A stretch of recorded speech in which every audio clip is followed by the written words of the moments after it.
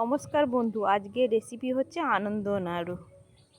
তার জন্য আমি উপকরণগুলো এখানে দেখুন সাজিয়ে নিয়েছি।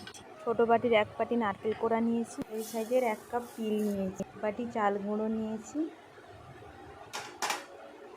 1 বাটি আটা নিয়েছি, অল্প সামান্য একটু নুন নিয়েছি যাতে টেস্টটা ভালো হয়,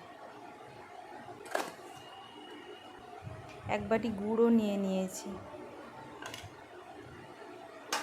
সব উপকরণগুলো দিয়ে আমি একটু ভালো করে মেখে নেব।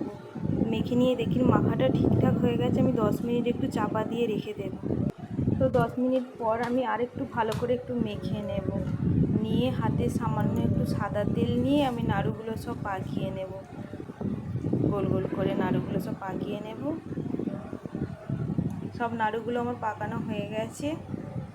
এবার গ্যাসটা অন করে আমি কড়াইটা চাপিয়ে দেব, দিয়ে কিছুটা সাদা তেল একটু গরম হতে দেব।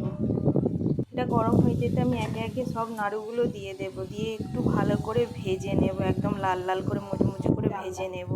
ভেজে নিয়ে দেখলাম নাড়ুগুলো সব ভাজা হয়ে গেছে। তো আজকে আমার আনন্দ নাড়ু রেসিপি এই পর্যন্ত। তো আমার রেসিপিটা যদি ভালো লেগে থাকে একটা লাইক করবেন, একটু কমেন্ট করবেন।